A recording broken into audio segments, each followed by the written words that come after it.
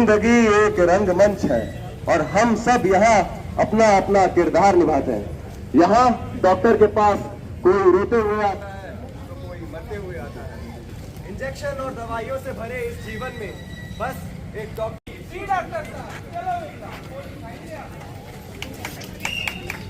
कुछ दिनों बाद भोला बाबा की दवाइयों का विमला पर दिखा असर और दिखे कुछ दुष्प्रभाव।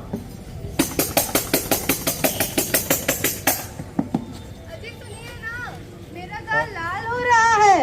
अरे क्या हो गया? टमाटर जैसा लाल हो गई हो। अरे देखिए ना क्या हो गया है। लगता है भोला डॉक्टर की दवाई का असर है। दवाई से परिणाम हुआ है। चलो भोला डॉक्टर को दिखाते हैं।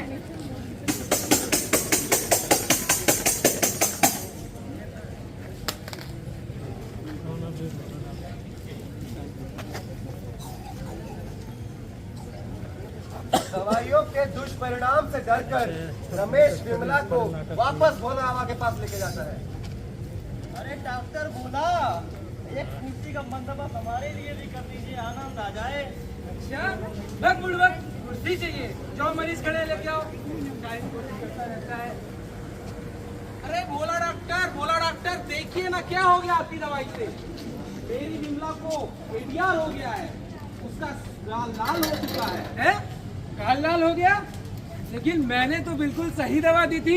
लगता है इसी ने कोई गलत दवा खाई होगी, तभी ये हुआ है। इसी की गलती है। नहीं डॉक्टर साहब, आप जो दवाई दिए थे वही लिए हैं, उसी से हुआ है। अरे चुप रहो तुम। डॉक्टर आप ही की दवा से विमला लाल हो गई है। नहीं हुआ है मेरी दवा से। आप ही की दवाई से हुआ है डॉक्टर। अरे नहीं हुआ है मेरी आप ही की दवा से हुआ है।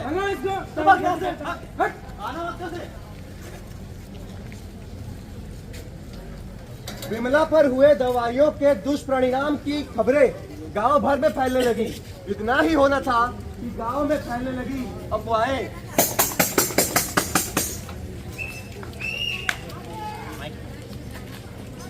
अरे भैया सुने, हम तो सुने रमेशुआ की लुगाई को दुष्प्रभाव हुआ है। हाँ, अरे हमको तो पहले से ही पता था, उसी में कुछ दिक्कत है। भोला डॉक्टर तो अपने बहुत मशहूर डॉक्टर है, गलत इलाज थोड़ी ना करेंगे। बहुत बढ़िया डॉक्टर है भोला डॉक्टर। और क्या, हम गाना घुटना का इलाज नहीं किए रहे। अरे हमारी दादी का मोतियाबिंद भी उन्होंने किया है। विमला में है तो भैया गांव वालों ने तो ठहरा दिया कि विमला में दोष था, भोला बाबा निर्दोष था। लेकिन अब कोई उम्मीद न दिखते हुए रमेश विमला को गांव के सरपंच जी के पास लेके जाता है।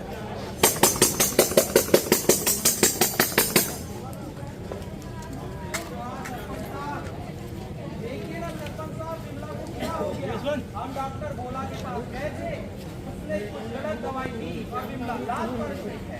अरे भैया रमेश, तुम तो पढ़े लिखे आदमी हो, दुनिया कहाँ से कहाँ पहुँच गई है और तुम आज भी उस डॉक्टर भोला साहब के पास गया है।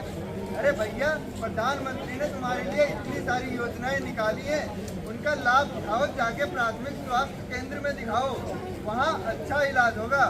जी सरपंच साहब, चलो विमला प्राथमिक स्वास्थ्य केंद्र चलते हैं। सरपंच जी की बात मानकर रमेश विमला को लेकर प्राथमिक स्वास्थ्य केंद्र जाता है और वहाँ डॉक्टर साहब से परामर्श करता है।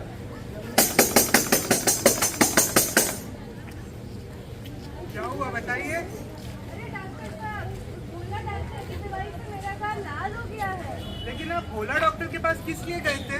आजकल हमको बहुत कमजोरी होता है और नींद भी बहुत आता है। आइए, मैं आपका परीक्षण करता हूँ।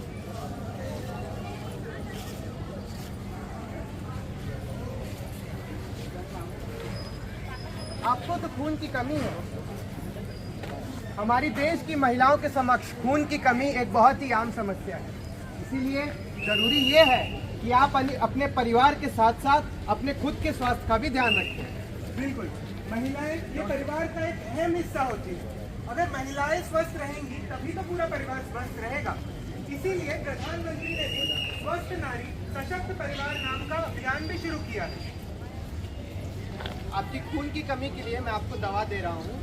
साथ ही में आप सब खून की कमी के लिए कई सारे घरेलू नुस्खे भी कर सकते हैं, जैसे हरी पत्तेदार सब्जियां खाना, गुड़ खाना, आंवले का सेवन, चुकंदर आदि का सेवन, इन सब से खून की कमी पूरी होती है।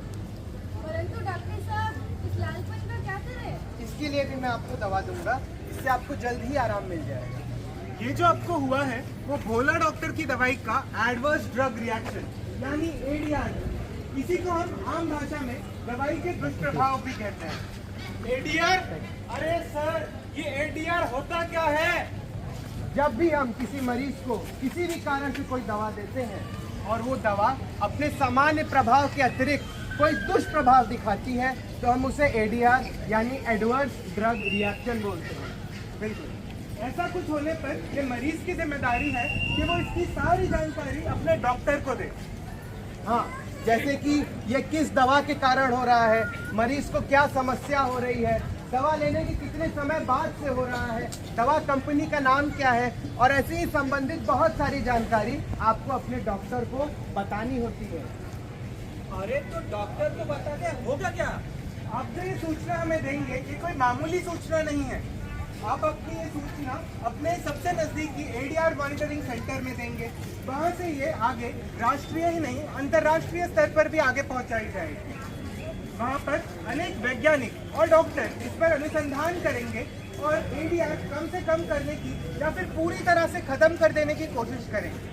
आपके सबसे नजदीकी ADR monitoring centre AIIMS Raipur के मेडिकल कॉलेज बिल्डिंग में फार्मेकोलॉजी डिपार्टमेंट में है। पर डॉक्टर साहब, ये जो फॉर्म होता है एडीआर फॉर्म, ये कौन कौन भर सकता है? ये form doctors, paramedics, nursing officer या तक कि खुद मरीज भी भर सकते हैं। मरीजों द्वारा भरे जाने वाले फॉर्म का रंग नीला होता है। पर डॉक्टर साहब, ये सब फॉर्म भरने से होगा क्या? इससे होगा ये कि जो भी दुष्प्रभाव हुए हैं उसकी जांच की जाएगी और उसका कारण पता लगाया जाएगा। दवा में कमी जानने पर इसकी सूचना दवा कंपनी को दी जाएगी और साथ ही में निर्देश दिए जाएंगे कि वो संबंधित कार्रवाई करें।